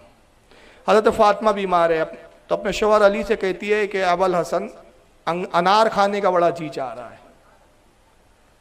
तो हजरत अली कहते हैं कि बिन्ते रसूल मैं इंतज़ाम करता हूँ। बाहर आए, सोचने लगे कि 2-3 दिन से मैं जाता हूँ, मजदूरी मिलती नहीं है, घर में फाका है, और आज जिंदगी में पहली बार खातून जन्नत ने किसी चीज़ को मांगा है मुझसे, तो कुछ भी हो जाए मैं ले आऊँगा। दुआ करते हुए जाते हैं, परवरदिगार कुछ मजदूरी का इंतज़ाम हो जाए। बाजार में पहुँचो तो एक शख्स ने आपको देखा, कहा कि अली खेत में कुछ मजदूरी करना है, आप करोगे? कहाँ करूँगा। कितनी उजरत दूंगे? इतनी उजरत दूंगा। कहा ठीक है। उजरत उतनी ही थी, कुछ ज़्यादा नहीं थी। आपने मजदूरी की, उसने उजरत दी, आप बाजार आए और उस कीमत से जब खरीदा तो सिर्फ एक अनार खरीद पाए। इतने कम पैसे थे कि उससे एक अनार के अलावा दूसरा अनार नहीं खरीद सकते थे। अब हजरत अली अनार लेके चल रहे हैं, रास्ते में एक साइल ने आवाज लगाई, मैं कई दिन से भूखा हूं, है कोई जो अल्लाह के नाम पे मुझे खिला दे। अब हजरत अली सोच रहे हैं कि भाई हम तो नबी के घर वाले, ये हमारी शान ही नहीं कि हमारे सामने कोई भूखा सदा लगाए और हम उसकी सदा को सुने बगैर चले जाएं। क्या बात है, क्या बात है। मगर एक तरफ खातून जन्नत की ख्वाहिश है और दूसरी तरफ साहिल की सदा। सोच रहे क्या करूं, अगर इसे दे देता हूं तो खातून जन्नत ने जिंदगी में पहली बार मांगा, आज भी ना दे सका, बड़ी मायूस हो जाएंगी, बड़ी गमगीन होंगी। फिर सोचते हैं कि अगर इसको दे दिया और खातून जन्नत से कहा तो यकीनन वो राजी हो जाएंगी, और अगर मैंने इसको ना दिया साहिल को, खातून जन्नत को दिया तो शायद वो इस पर राजी ना हो, बेहतर है कि इसी को दे देता हूँ। वो अनार उठाया और उस भिखारी और साहिल को दे दिया। मायूस होके घर आ गए तो हजरत फातिमा कहती है, अबुल हसन आपने वो अनार लाया? तो आपने पूरी दास्तान सुनाई, कहा कि बिनते रसूल अनार तो मैंने ले लिया था, ये मामला है। तो कहा आप फिक्र ना करें, आपने बहुत अच्छा अमल किया, खुदा की कसम आप उस साइल को आपने अनार दिया, वो अनार उस तरह वो साइल खा रहा था और उसकी लज्जत मैं यहाँ महसूस कर रही थी। बात खत्म हो गई। थोड़ी देर के बाद किसी ने दरवाजा खटखटाया और आवाज आई, अबुल हसन, हसन के वालिद घर पर हैं। आपने दरवाजा खोला, सलमान फारसी खड़े हुए थे। सलाम किया है, सलमान फारसी कैसे आना हुआ? कहा अल्लाह के नबी ने आपके लिए कोई तोहफा भेजा है और रसूल के पास जिब्रील एक तोहफा लेकर आए और जिब्रील को वो तोहफा अल्लाह ने अता किया, तो मैं वो तोहफा हुजूर के हुक्म से आपके लिए लाया हूँ। रसूल ने कहा कि इसे अली और मेरी बेटी फातिमा को दे दो। क्या तोहफा लाए हो सलमान? कहा हुजूर आप देख लीजिए। हटाया, टोकरे में अनार रखे हुए थे। कहाँ के अनार थे? जन्नत के थे। आपने गिना 1 2 3 4 9 थे। कहा सलमान ये हमारे लिए तोहफा नहीं है, ले जाओ। कहा हुजूर ये आप ही के लिए। कहा खुदा की कसम ये तोहफा हमारे लिए नहीं है, ये 9 है। अगर अल्लाह भेजता तो वो कहता है तू मेरी राह में 1 दे, उसके बाद मैं 10 दूंगा, वो 10 देता। ये 9 है, ये तोहफा हमारे लिए नहीं है। सलमान फारसी मुस्कुराए, जेब से दूसरा अनार निकाला। कहा अली खुदा की कसम मैं तुम्हारे इसी इल्म को तो आजमा रहा था, अनार 10 ही भेजे गए। नारे तकबीर, नारे रिसालत, उलमाए अहले सुन्नत, तहफ़्फ़ुज़ अक़ाइद कॉन्फ्रेंस। सुभान अल्लाह। ये वो लोग हैं जिनके लिए जन्नत से अनार आ जाए। हाँ, तो नबी के लिए क्या नहीं उतर सकता था? पत्थर बांधने की क्या जरूरत थी? अरे वो सुन्नत के लिए था, इसलिए नहीं था वहावड़े जी के हलवे के दिन ही तुझे वो सुन्नत याद आए। तेरे नजद के अय्याश जब शराब पीते हैं तब तुझे पत्थर वाली हदीस याद नहीं आती उन्हें सुनाने के लिए। जब वो मनी चाट जाती हैं तब तुझे याद नहीं आती। वो जो है ऊँट के पेशाब गटागट पी लेते हैं तब तुझे नबी के पत्थर बांधना याद नहीं आता। जब कौवे भुन भुन के खा जाते हैं तब तुझे नबी का पत्थर बांधना याद नहीं आता। और सुन्नी जैसे ही हलवा बनाता है तो मनूस वो अपने लिए नहीं बनाता, अपने मरूमीन के साले सवाब के लिए बनाता है। नबी की बारगाह में भी सवाब नजर करता है और गरीब मिस्किन को, जिनको कभी हलवा नहीं मिलता, उनको भी तकसीम करके कहता है लो आज नबी की खैरात और सदका तुम भी खा लो। सुभान अल्लाह, सुभान सबको अल्लाह। खिलाता है वो। तो ये पेट में इसके दर्द होता है और कहता है नबी ने तो एक बार खाया था ना हलवा, हर साल क्यों खा रहे हो? नबी ने पेट पे पत्थर बांधे, तुम हलवा क्यों खा रहे हो? अबे ठीक है, जैसी शबे बारात है ना, अब एक काम करना, अब अभी 2 दिन बाद आएंगे ना, बड़ा सा पत्थर लेना और जाओ आप भी देखिए उसके पेट पे पकड़ के बांधना। कहना तेरे मुल्ला ने कहा ले आज के दिन तू पत्थर बांध, आज के दिन हम हलवा खाएंगे। अब आइए, हलवे के बारे में कुछ मालूम है ही नहीं, जाहिल मौलवी कहाँ से पैदा हो गए मनुष्य मालूम नहीं। सुनिए एक किताब दिखा रहा हूँ, छाप देते हैं मनुष्य पढ़ते कुछ नहीं है। सुनाने इब्ने माजा देखिए। सुभान अल्लाह, सुभान अल्लाह। अब किताब दिखा रहा हूँ, कोई माइकल लाल चैलेंज नहीं कर सकता। कौन सी किताब है? सुनन इब्ने माजा। सुनन इब्ने माजा दारुस्सलाम से छपी है। किताबुल अतीमा, किताबुल अतीमा। अतीमा के मायने होते खाने पीने का बयान। और उसमें बाब क्या कायम किया, आप ही पढ़ लीजिए, इतना तो आप भी पढ़ लोगे। बाब नंबर है 36 और इमाम इब्ने माजा बाब कायम करते अल हलवा। क्या बात है, बाप का नाम ही है हलवा। हलवा। वाबी का निकल गया जनाजा। यहाँ क्या है बाप का नाम? अल हलवा। हदीस नंबर 3323। अन आयशा कालत काना रसूलुल्लाह सल्लल्लाहु अलैहि वसल्लम युहिब्बुल हलवा वल असल। हजरत आयशा कहती है लोगों नबी को 2 चीजें खाने में बड़ी पसंद थी, 2 खाने की चीज बड़ी पसंद थी। एक क्या? एक हलवा और दूसरा शहद। सुभान अल्लाह। क्या पसंद था हुजूर को? हलवा, हलवा और तो हलवा इसलिए नहीं पकता कि दंदाने मुबारक शहीद हुए थे, अबे इसलिए पकता है कि रसूल को बहुत पसंद था। और रसूल को पसंद था तो ये किस बात पे दलालत? ये इस्तिमरारी जुमला है इसमें, यानी हुजूर को जब मैसर आता हलवा आप तनावुल फरमाते। जिंदगी में एक ही बार नहीं खाया। जो चीज इंसान को पसंद होती है बार बार करता है ना आदमी, तभी कहा जाता है ना इसे बहुत पसंद है। भाई आपके घर में एक बच्चा है बार बार एक ही चीज मांगता है तो आप क्या कहते हैं? इसको बड़ी पसंद है। और जिंदगी में एक ही बार खाए तो आप बोलेंगे कि बहुत पसंद है इसको। एक बार से पसंद मालूम नहीं होती। तो यहाँ हज़रत आयशा कह रही है कि रसूलुल्लाह को युहिब्बुल हलवा, बड़ी मोहब्बत थी। युहिब्बुल हलवा, किससे? हलवे से बड़ी मोहब्बत थी। वलसल, और दूसरा क्या था? शहद से बड़ी मोहब्बत थी। और फिर इसको किसने लिखा है? बुखारी में भी लिखा है। बुखारी में इसको पत्थर वाली हदीस मिल गई, हलवे की मोहब्बत वाली हदीस नहीं मिली। तो आका को हलवा पसंद है, इसलिए हम भी हलवा खाते हैं। हमें भी पसंद है, क्योंकि जो आका को पसंद, हम गुलामों को पसंद। और जिनको आका पसंद नहीं, तो आका की पसंद भी उनको पसंद नहीं। तो जब आका से मोहब्बत नहीं, तो आका की पसंदीदा चीज हलवा, हलवे से भी इनको हलवा भी पसंद नहीं। तो ये हलवा नहीं खाएंगे, मनी चाटेंगे, नजासत चाटेंगे। इसको इमाम बुखारी ने भी लाया किताबुल अतीमा में हदीस नंबर 5431 पर। इमाम मुस्लिम भी इस हदीस को लाया किताबुल तलाक हदीस नंबर 3664 पर। इमाम अबू दाऊद ने भी इसको अपनी सुनन में लाया हदीस नंबर 3715 पर। इमाम तिरमिजी ने भी बाप कायम किया। इमाम तिरमिजी का भी बाप क्या है सुन लीजिए, मा जा फी हुब्बुन नबी सल्लल्लाहु अलैहि वसल्लम अल हलवा, यानी नबी पाक सल्लल्लाहु अलैहि वसल्लम के हलवे के पसंद होने का बयान, हदीस नंबर 1831। और इनको क्या पसंद है वो भी एक पहलू देखते चले आप कि इनको हलवा पसंद नहीं है। फतावे रशीद या रशीद अहमद गंगोही साहब देवबंदियों के मौलवी, इनसे सवाल हुआ सफ़ा 597, जिस जगह ज़ाग़े मारूफा को, ज़ाग फारसी ज़बान का लफ्ज़ है, मारूफा यानी मशहूर, ज़ाग यानी कौवा, मशहूर कौवा। मशहूर कौवा कौन सा है? काला है कि व्हाइट वाला है? काला। काला। व्हाइट वाला कौवा तो देखा भी नहीं होगा आप लोगों ने।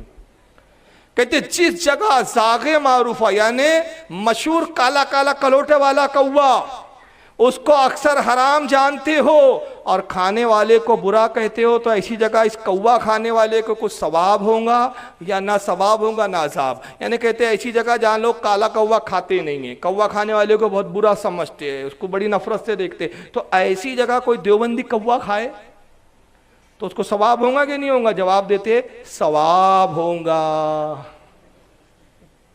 और नबी को हलवा पसंद है, वो खाएंगे तो बिदअत हो जाएगा, और कौवा खाएंगे तो सवाब होगा। अब ये कौन से मौलवी, मैंने एक वाकया पढ़ा तो मुझे समझ में आया, असल में ये वाकया देवबंदियों के लिए लिखा गया था। एक शिकारी ने दो परिंदों को शिकार किया, एक सफेद कबूतर था और एक काला कौवा था। तो कबूतर भी रो रहा है, थोड़ी देर बाद कौवा भी रोने लगा। कबूतर ने कहा यार मैं इसलिए रो रहा हूं कि मैं हलाल हूं, ये मुझे ज़बा करेगा खाएगा, तू तो हराम है, तू क्यों रो रहा है, तू नहीं मरने वाला। काबे अगर किसी और ने पकड़ा होता तो मैं सोचता देख नहीं रहा है वहां भी मुल्ला ने शिकार किया है, पहले देख तो ले कि शिकार किया किसने है हमारा। किसी और ने पकड़ा होता तो मैं उम्मीद लगा लेता कि जिंदगी है, लेकिन पकड़ने वाला कौन है? वहां बड़ा है। तो इनको हलवा पसंद नहीं है, क्या पसंद है? कौवा पसंद है। और आइए दूसरे साहब को क्या पसंद है वो भी देखते चलें। ये अहले हदीस वाले, जर्जिस की जमात वाले, किताब का नाम है नुज़ूलुल अबरार मिन फ़िक़्हि नबील मुख्तार, मौलवी वहीदुज़्ज़मा हैदराबादी इनके मौलवी, उन्होंने लिखा। सफ़ा नंबर 31 पर क्या लिखते हैं? सुरूरुल क़ल्ब वल खिंज़ीर फ़फ़ीह क़ौलान वलस्साहु तहरा, कहते हैं सुअर का झूठा हो या कुत्ते का झूठा खाना हो, उसके बारे में दो कौल है। सही कौल यह है कि वो खाना पाक है। किसी खाने में सुअर मुंह डाल दे, कुत्ता मुंह डाल दे वो खाने में, तो वो खाना अब इंसान खा सकता है या नहीं? तो इस बारे में दो कौल है। उलमा का एक कौल है कि नहीं खा सकते और दूसरा कौल है कि खा सकते। तो हमारा फतवा यह है कि खा सकते हैं वो खाना, वलस्साहु तारा, सही ये है कि वो पाक है, तारत वाला खाना है। तो इनको हलवा पसंद नहीं है, सुअर का झूठा पसंद है। और इसी किताब के अंदर आगे एक जगह फतवे में लिखा कि मनी खाना भी जायज़ है, चाटना भी जायज़ है। मनी को अब समझाने की ज़रूरत नहीं है। और उसी फतवे में एक जगह लिखा कि जिस जानवर का गोश्त खाना हलाल है, उनका पेशाब भी हलाल है, उनका पाखाना भी हलाल है। मसलन बकरा खाते हैं हम, तो बकरे की लेंडिया भी खा सकते हैं, बकरे का मूद भी पी सकते हैं। इनका फतवा है भाई। और मौलवी अशरफ अली थानवी ने अब तीसरा फतवा दिया। मैं सारे फतवों को जोड़ दूंगा, देखिए कैसी उम्दा दावत हो जाएंगी इन लोगों की। अब ये अशरफ अली थानवी साहब देवबंदी के बहश्ती ज़ेवर लिखी, और ये ऐसी किताब है जो हर तबलीगी के आपको मिल जाएगी। अगर अड़ोस पड़ोस में भी कोई वहाबी तबलीगिया हो ना आपके यहाँ, उसको बोलना निकाल बेहश्ती ज़ेवर होंगी तेरे पास। बोलते औरतों के लिए लिखी इन्होंने, साहब देखो क्या लिखा बेहश्ती ज़ेवर। इसका हिस्सा दुअम है, हिस्सा दुअम। दूसरा हिस्सा नजासत के पाक करने का बयान, ये बाब है, उसके अंदर जाएं मसला नंबर 26 निकाले तो थानवी साहब कहते हैं हाथ में कोई नजीस चीज लगी थी। नजीस चीज कौन कौन सी है? गू, पेशाब, पाखाना, पीप, खून, ये सारी चीजें क्या है? नजीस है, नापाक है। हाथ में कोई नजीस चीज लगी थी, उसको किसी ने जबान से 3 दफा चाट लिया तो भी पाक हो जाएगा, मगर चाटना मना है। चाटना तो मना है, लेकिन चाटेगा तो पाक, हाथ पाक हो जाएगा। अगर थानवी जी के हाथ में गू लग गया तो थानवी जी 3 दफा चाटे तो हाथ उनका पाक हो जाएगा। तो जब जब थानवी जी के हाथ में गू लग जाता था तो वो उठ के जाके धोते नहीं थे, वो क्या करते थे? 3 दफा, 1, 2 और 3, और हाथ देख के खुश हो जाते थे, पाक हो गया। अब असल में उस जमाने में मैं था नहीं, अगर मैं होता तो थानवी जी के कान में कहता, थानवी जी अजीब मसला है, हाथ तो पाक हो गया, बड़े खुश हैं आप, हाथ की पाकी को देख के मुंह का क्या हुआ? अब इसको क्या पेशाब की धार से पाक करेंगे आप? पानी से तो एलर्जी है आप लोगों को भाई। ये मसला आज तक छप रहा है। तो अब देखिए, अब मैं सीधा सा मसला बता रहा हूं, अब किसी को चिढ़ने की जरूरत नहीं। कल वहाबी अब बोले ना 2 दिन के बाद शबे बारात का हलवा कहां से आया? बोलना जहां से भी आया, अल्लाह ने कह दिया सुन्नियों तुम मेरे नबी के गुलाम हो, हलवा तुम्हें मुबारक, और ये मेरे नबी के गुस्ताख है, कौवे इनको मुबारक, मनी की चटनियां इनको मुबारक, पेशाब के प्याले इनको मुबारक। तो ऐसी दावत रखो, सुअर और कुत्ते का झूठा खाना तुम्हारे सामने हो, मनी चटनी की तरह पर ले लो, तुम जो गाय बकरे के गू गोबर है उसको खाना बना लो, मनी को चटनी की तरह चाट लो, पेशाब को पानी की जगह पी लो, और खा पी के जब फारिग हो जाए खबरदार हाथ ना धोना, 3 दफा हाथ चाटना, वो भी पाक हो जाएगा। बेहतरीन दावत तुम्हारी। असल में वहाबी सुन्नियों से चिढ़ता ही इसीलिए कि यार क्या हर जगह ये मौज में रहेंगे, यहां भी खाएंगे और वहां भी खाएंगे, और हम यहां भी कूड़े और वहां भी कूड़े। अब मेराज रब्बानी ने कहा था, एक आखिरी किस्सा सुना के मैं इस पे ख़त्म कर रहा हूँ। मेरे पास तो ऐसे फैसले रहते भाई, अब मुझे किसी की परवाह नहीं है, कोई मेरा घर थोड़ी चला रहा है भाई कि मैं सोचूं यार उसको बुरा लग जाए। हमारा इमाम ने तो डंक की चोट पे बोला है, दुश्मन अहमद पे शिद्दत कीजिए, मुल्हिदों की क्या मरवत कीजिए, गैस में जल जाए बेदीनों के दिल, या रसूल अल्लाह की कसरत कीजिए। हम तो तकलीफ देने ही आए, तो अभी की हाथ थोड़ी सी अगर हमारी तकलीफ बर्दाश्त नहीं हो रही तो वहाँ तो और फरिश्ते जूते मारने वाले हैं। एक बड़ा प्यारा शेर है, बहुत प्यारा शेर है, जरा सुन लीजिए, दुरूद शरीफ पढ़ें आप। अल्लाहुम्मा सल्ली अला सय्यदना मौलाना मुहम्मदिन अदद माफी इल्मिल्लाहि सलातम दाइमतम बिदवामिन मुल्किल्लाहि सल्लल्लाहु तआला अलैहि वसल्लम। देखिए शेर मेरे पास लिखा हुआ था, एक शायर साहब पढ़ रहे थे, मुझे बड़ा अच्छा लगा, मैंने लिख दिया। हाँ मिल गया। देखिए ये हमारी कैफियत है, नबी का पाए रहमत यहाँ भी है वहाँ भी है।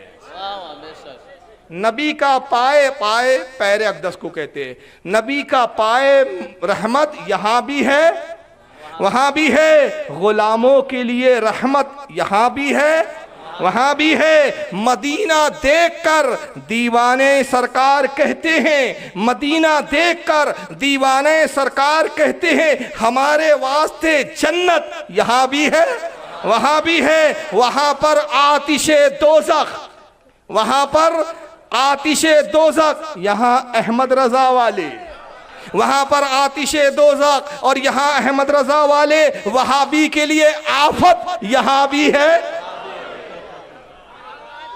हम तो है ही आफत तुम्हारे लिए।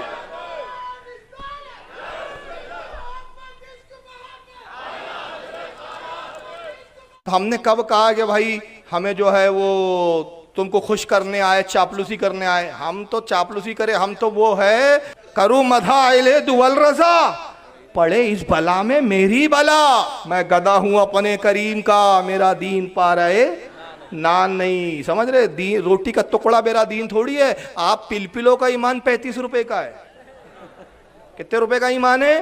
हाँ मैंने बहुत हिसाब से बजट निकाला है। आपके यहाँ थोड़ा मैं बढ़ा देता हूँ क्योंकि आपके यहाँ वो बंद है, बंद है। जहाँ जहाँ चालू है वहाँ का ईमान 35 रुपए का है, तो आपके यहाँ का मैं थोड़ा रेट बढ़ा देता हूँ, 60 रुपए का ईमान, 65 कर देते हैं। चलिए 65 रुपए का ईमान। पिलपिले का ईमान कितने रुपए का होता है? 65। और सुन्नी का ईमान कितना होता है? पूरी दुनिया की दौलत एक तरफ रख दे तो गद्दार रसूल तेरे से हमारी सुलह नहीं हो सकती। हम नबी वाले, तू जहन्नम वाला, तेरा और हमारा कोई तालमेल जम नहीं सकता। और पिलपिले का हाल क्या है? वहाबी ने डाला गले में हाथ। आइए ना खान साहब, चलिए ना थोड़ा, क्या चलते ना, थोड़ा नाश्ता वाश्ता कर ले। एक बिरयानी ला, 1 प्लेट खान साहब के लिए। खान साहब के लिए 55 रुपए की बिरयानी, 5 रुपए की चाय। खान साहब है, आप सही है जनाब, बहुत बिल्कुल सही कह रहे हैं आप। ये है 65 और 60 रुपए के ईमान का सौदा। तो बहरहाल एक वीडियो की बात मैं अर्ज कर रहा था, जरा देख लीजिए कि मैं अगर इतने सख्त जुमले बोल रहा हूं तो मिर्ची लग जाती है, लेकिन इनका मौलवी, मैं तो इनके मौलवियों को बोल रहा हूं। किनको बोल रहा हूं मैंने नबी की शान में तौहीन की, माज़अल्लाह, उस तसव्वुर से पहले अल्लाह में मौत दे दे। नबी की तौहीन तो दूर की बात है, तौहीन का तसव्वुर भी अगर कभी आ जाए तो अल्लाह ताला उससे पहले हमारी मौत को दे दे। हमारी तो ये दुआ है, हम अपने आका की बारगाह के गुस्ताख नहीं हो सकते। मैंने आका के बारे में नहीं तौहीन की, मैंने किसी वली के बारे में नहीं कहा, मैंने देवबंद और अहले हदीस के मुल्लाओं के बारे में कहा। तो पेट में दर्द हो जाता है पिल पिल होके कि यार क्या ऐसी तकरीरें करते हो यार, क्यों बोलते हो। लेकिन जब ये वहाबी खबीस मौलवी हमारे बड़े बड़े बुजुर्गों की तौहीन करता है, तब ये पिल पिलों के पेट में दर्द नहीं होता। सरकार गौसे पाक कौन है भाई? तमाम औलिया के बोल रहा, मालूम है? सीरत गौस पाक किताब आती है बोलता, और वो मिलती है कहाँ? पाकिस्तान से मैं लाया, उसको मैं पढ़ रहा था। उसमें लिखा था कि गौस पाक की माँ हमल से थी, 7 महीने का हमल था, गौस पाक अपनी माँ के पेट में थे, उनकी माँ जंगल में अकेले निकल गई। तो कुछ बदमाशों ने देखा और वो बड़ी खूबसूरत थी, तो उनके ऊपर बुरी नज़र डाली और इज्जत लुटने के लिए आगे बढ़े और उनके कपड़े फाड़े। किसके कपड़े? गौस पाक की माँ के। तो गौस पाक अपनी माँ के पेट के अंदर थे 7 महीने के, जलाल में आए और बाहर निकले और आने के बाद तलवार से उसको कत्ल कर दिया। और दोबारा फिर वो अपनी माँ के पेट में चले गए। तो मेरा दोस्त था, वो साथ में बैठा था, उसने कहा कि दोबारा क्यों गए? तो मैंने कहा वो कोर्स कंप्लीट करने के लिए चले गए। फिर उसके बाद उसने एक दूसरी जवाब कड़ी सुनाया। उसमें फिर बोलता है कि फिर मेरा दोस्त मुझसे कहने लगा कि यार एक बात बताओ, जब वो बाहर निकल गए थे तो तलवार बाहर छोड़ देते, तलवार लेके अंदर क्यों गए फिर? तो बोले, तो कहता है कि मैंने जवाब दिया कि मुझे तो इससे ज्यादा हैरत है कि जब तलवार लेके अंदर गए तो फिर तलवार अंदर छोड़ के क्यों बाहर आ गए वो।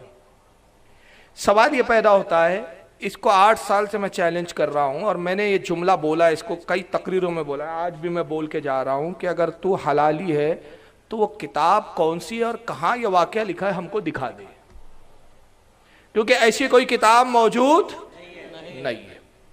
गौस पाक की तौहीन करने के लिए तूने एक झूठी किताब गढ़ी। एक तकरीर में बोलता है ये किताब हाजी अली पर मिल रही है थोक के भाव, दूसरी तकरीर में बोलता है ये बरेली में मिल रही है थोक के भाव, और अब तीसरी तकरीर में बोलता है ये पाकिस्तान से मैं लेकर आया। अबे जब पाकिस्तान से तूने लाया, हाजी अली से लाया, तो तू हलाली है तो किताब दिखाता क्यों नहीं? 8 साल का अरसा हो गया मैं चैलेंज कर रहा हूं, किताब दिखाने के लिए तैयार नहीं। तो मैंने इसको मजबूर होकर कई तकरीरों में कहा कि अब मैं ऐलान करता हूं, तू किसी अच्छी औरत की औलाद नहीं। अगर तू अच्छी औरत की औलाद होती तो या तो तौबा करता या किताब हमको दिखाता। और जिसने अगर ऐसी किताब लिखी तो सबसे पहले हम उस पर कुफ्र का फतवा लगाते। इसी तकरीर में बोलता है कि गौस पाक अल्लाह से कहते हैं कि आसमान दिखाओ मुझे, तो अल्लाह गौस पाक को आसमान दिखाने ले गया। 6ठे आसमान पर जब अल्लाह पहुंचा तो अल्लाह का पैर फिसल गया और अल्लाह जमीन की तरफ आकर गिरने लगा। तो गौस पाक ने अपना सीधा हाथ बढ़ाया और अल्लाह को पकड़कर खींच लिया। उस दिन से उनका नाम पड़ गया दस्तगीर, अल्लाह को हाथ पकड़कर खींचने वाला। हमने कहा बेगैरा तो किताब कहाँ है, दिखाना। तुम हमारे सुन्नी मजहब को बदनाम करने के लिए झूठी किताबें गढ़ते हो, झूठे किस्से सुनाते हो, और जब हम जवाब दे तो ऐसे 55 रुपए और 60 रुपए के खरीदे हुए गुलामों को छोड़ दो। तो पिलपिलों को जो ये बोलते क्या जरूरत है ऐसे जलसे लेने की यार, के तफरीक की बात होगी। तफरीक तो तुम कह रहे हो कि बड़े बड़े वलियों की तौहीन कर रहे हो।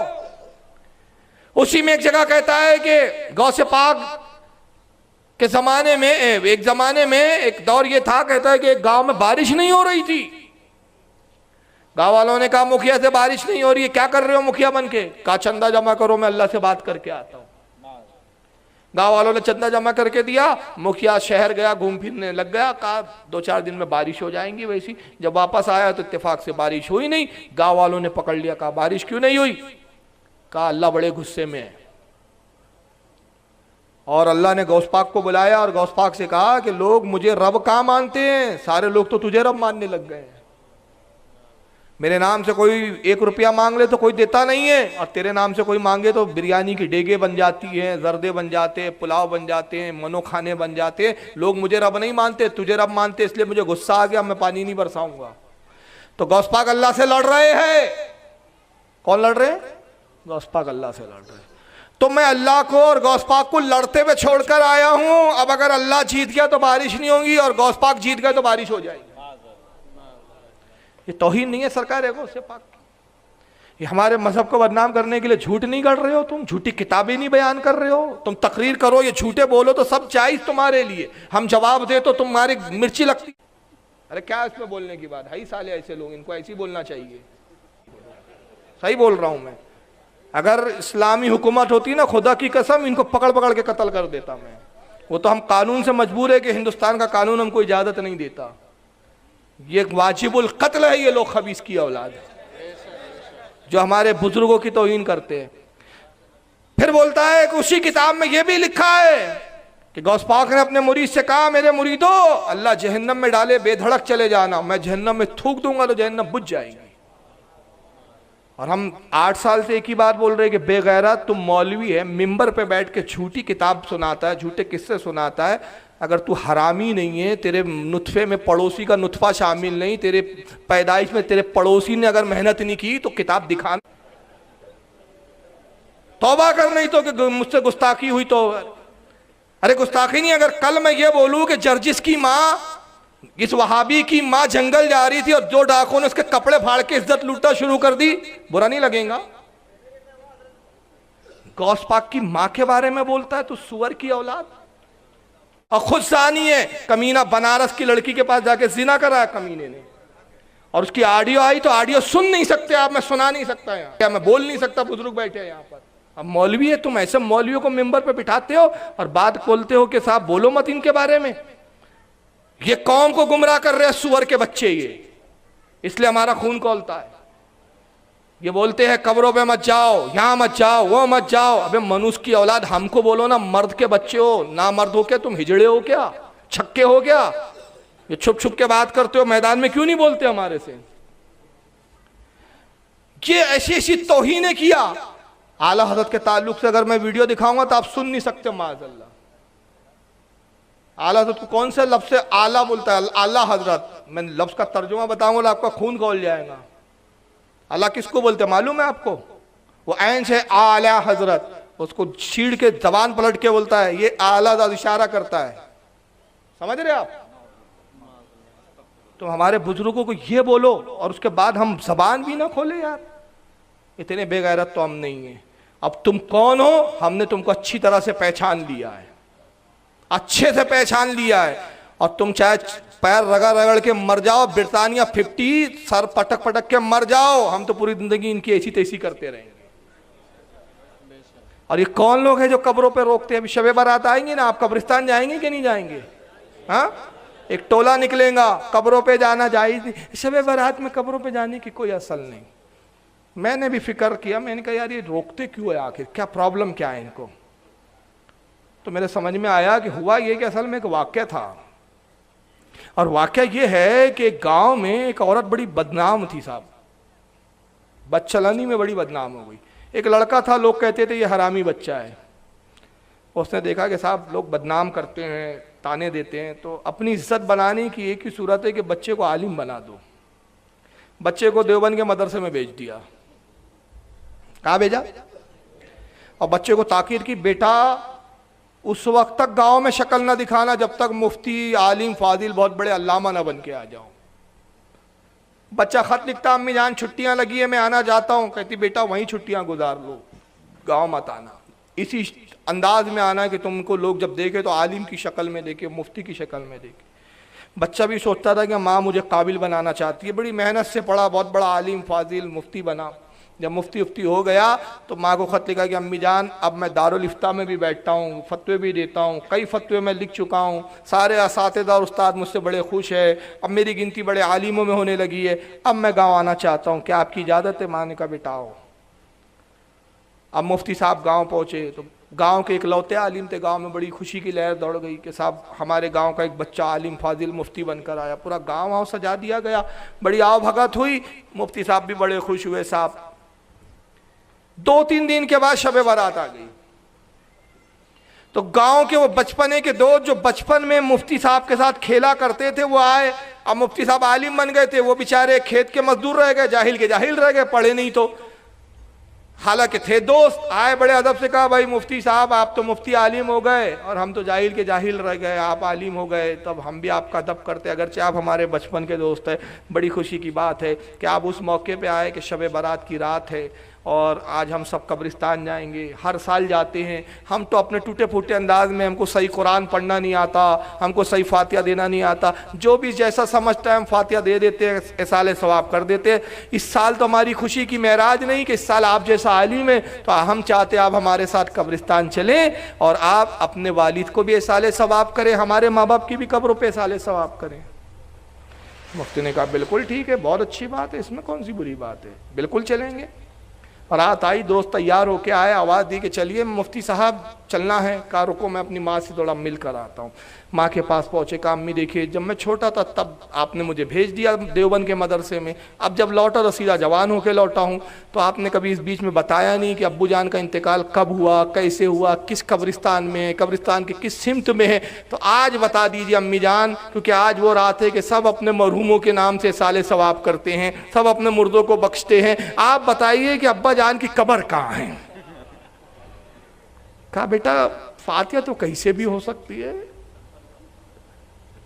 मैं तो औरत ज़ात बेटा, मैं तो कभी कब्रिस्तान गई नहीं, मुझे नहीं मालूम कि कब्रिस्तान की किस तरफ तुम्हारे वालिद की कब्र है। अच्छा कहा चलो कब्र की सिमत नहीं मालूम, कम से कम गांव में 3 कब्रिस्तान है, वो नाम बता दो कौन से कब्रिस्तान में। कहा बेटे ये भी मुझे याद नहीं। कहा कैसे याद नहीं, कैसी औरत हो कि तुम्हारे शोहर का इंतकाल हुआ, तुम्हें अपने शोहर की कब्र नहीं मालूम, हत्ता कि तुम्हें यह नहीं मालूम कि किस कब्रिस्तान में तुम्हारे शोहर को दफन किया गया। तुम जरूर मुझसे छुपा रही हो, आज तक तुमने मुझे बताया नहीं, आज तक गांव आने नहीं दिया, जब भी मैं खत लिखता रहा तुम मना करती थी। यकीनन कोई राज है जो मुझे गांव से रोका गया है, बाप के नाम से रोका गया है, खुदा की कसम आज तुम्हें बताना पड़ेगा, और अगर तुम नहीं बताओगी या तो मैं अपने आप को हलाक कर दूंगा या तुम्हें कत्ल कर दूंगा। मैं कसम खा के कहता हूँ मुझे बताओ, सच्चाई नहीं मालूम है तो देखो मैं अपने आप को हलाक करूंगा, खुदकुशी कर लूंगा। माँ घबरा गई, इकलौता बेटा है, मर ना जाए, बड़ी बदनामी होगी। कहा बेटा अब अगर बात यहाँ तक आ गई कि या तो तू मरे या मैं मरे, तब हकीकत बतानी पड़ेगी। बेटा मामला यह है कि मैं बड़ी खूबसूरत हसीनो जमील थी, एक मन चले लौंडे का मुझ पर दिल आ गया, मेरा भी दिल उस पर आ गया, हम दोनों ने एक रात बदकारी की और उससे तू पैदा हुआ, वो मुझे धोखा देके भाग गया।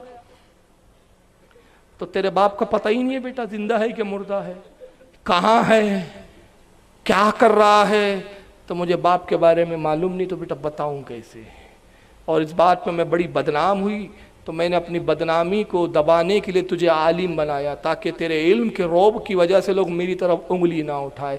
मुफ्ती साहब को बड़ा सदमा हुआ, या अल्लाह आज ही रात ये राज खुलना था, ये रात जो सब लोग अपने भूले हुए बापों को याद करते हैं, भूले हुए दादाओं को याद करते हैं, अपने ख़ानदान वालों को याद करते हैं, और आज ही अब पता चला कि अब्बा का ही पता नहीं है अपने। फिर दोस्तों ने आवाज़ दी मुफ्ती साहब चलिए। कहा ठीक है चलो भाई। बड़े बोझल कदमों से गए, सदमे में डूबे हुए थे, कब्र पे गए। कहा मुफ्ती साहब फातिहा दीजिए। कहा भाई मेरी तबीयत ठीक नहीं है। कहा हजरत ऐसा ना कहिए, खुदा के वास्ते आज आप फातिहा दीजिए, कुरान पढ़िए आप बड़े अच्छे अंदाज में, किरत के अंदाज में, जितना कुरान आप जानते पढ़िए। आज तो हमारे ईद है, हमारी मेराज है कि आपकी ज़बानी हम कुरान सुनेंगे, हमारे मुर्दे भी बड़े कब्रों में खुश होंगे आपके।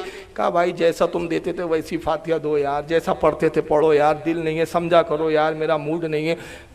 बड़ा मुश्किल से टाला, वो लोग बिछड़ गए, अपने अपने बाप की कब्रों पे पढ़ने लगे। मुफ्ती साहब देख देख के कूद रहे, या अल्लाह इसके भी बाप की कब्र दिख रही है, इसके दादा की भी कब्र दिख रही है, इसके नाना की भी कब्र दिख रही है, सबका खानदान मौजूद है, मेरे खानदान का पता नहीं, मेरे बाप का पता नहीं। मुफ्ती साहब को चला लाया, कहा अगर मैं अपने बाप की कब्र पे नहीं जा सकता, किसी को किसी की बाप की कब्र पे जाने नहीं दूंगा। देवबंद के दारुल इफ्ता में आया और एक फतवा दिया, कब्र पे जाना हराम, कब्र पे जाना शिर्क। तो अब समझ में आ गई बात कि जब भी शब बारात में आवाज उठे कब्र पे मत जाओ, कब्र पे जाना शिर्क, तो झगड़ना मत, बोलना टेंशन की बात नहीं, हमारे बाप का पता है, हम तो जाएंगे, तू रोक रहा है, शायद तेरे बाप का पता नहीं है, तुझे मालूम नहीं है तेरा बाप कौन है, इसलिए तू रोक रहा है। तो जिनके बाप होते हैं वो अपने बाप को भी याद करते, दादा को भी याद करते। जिनके बाप दादाओं के पते ना हो वो शक व शुबे में रहते हैं। उन्हीं में एक जर्जीस है, जर्जीस हुआ है, ये खबीर बड़ी, इंशाल्लाह कभी फिर आना हुआ तो मैं खास इस मरदूद की ही ऊपर एक प्रोग्राम बताऊंगा आपको कि इसने कैसी कैसी गुस्ताखी की, आप सुन नहीं सकते, सुन नहीं सकते, बाखुदा मैं कह रहा हूं। नबी के बारे में तक बोलता है कि नबी भी शिर्क कर सकते हैं, और अगर नबी शिर्क करे तो अल्लाह नबी को भी नहीं छोड़ेगा। ऐसे ऐसी बकवासें करता है सुअर की औलाद। मुझे तो ये मुसलमान और इंसान ही नहीं लगता, सुअर लगता है, सुअर। और ये हमारे बुजुर्गों का हाल था। इमाम अब्दुल रहमान जामी की किताब पढ़िए, शवाहिदुन नबुव्वत, बहुत बड़े इमाम गुजरे। इमाम जामी फरमाते कि मैंने ऐसे बाज़ बुजुर्गों की सोहबत इख्तियार की, ऐसे बुजुर्गों से मुलाकात की कि उनके मजलिस में कोई बदअकीदा आता तो वो पहचान लेते और उसको जलील करके अपनी मजलिस से निकाल देते थे, निकाल तो बद मजहब है। लोग हैरान होते कि हुजूर उसने तो अभी कुछ कहा ही नहीं, कुछ बद मजहबी की बात कही नहीं, चुपके से आके बैठ गया, तो आपने कैसे कह दिया ये बद मजहब है और उसको निकाल दिया। तो बुजुर्ग फरमाते थे, मियाँ अल्लाह ने हमको ये इनाम दिया कि जैसी कोई बद मजहब हमारी मजलिस में आता है उसकी शक्ल हमको सुअर की तरह नजर आती है, उनकी शक्लों से हम पहचान लेते हैं। और कुरान ने भी ऐसे लोगों के बारे में कहा कि ये जहन्नम के कुत्ते हैं। क्या कहा? जहन्नम के कुत्ते। अल्लाह के नबी की भी हदीस है कि ये जहन्नम के कुत्ते। और एक जगह कुरान इनकी मिसाल देते हुए कहता है, हबीब ये उन मुनाफिकों की मिसाल है उस कुत्ते की तरह कि तू इस पर बोझ ला दे तो भी हाँपे, और अगर बोझ ना ला दे तब भी हाँपते। तो बहरहाल ऐसे लोगों से परहेज करो और ये पिलपिलों से बचो। ये पिलपिलो जो है ना, ये पूरे ईमान का चकनाचूर करने के ऊपर है। मुसलमान हो, कन टनाटन मुसलमान बनो, डंकी की चोट पे मुसलमान बनो। और जिस दिन हम डंकी की चोट पर अपने ईमान का इजहार करेंगे, खुदा की कसम कोई कौम हम पर हुकूमत नहीं कर सकती।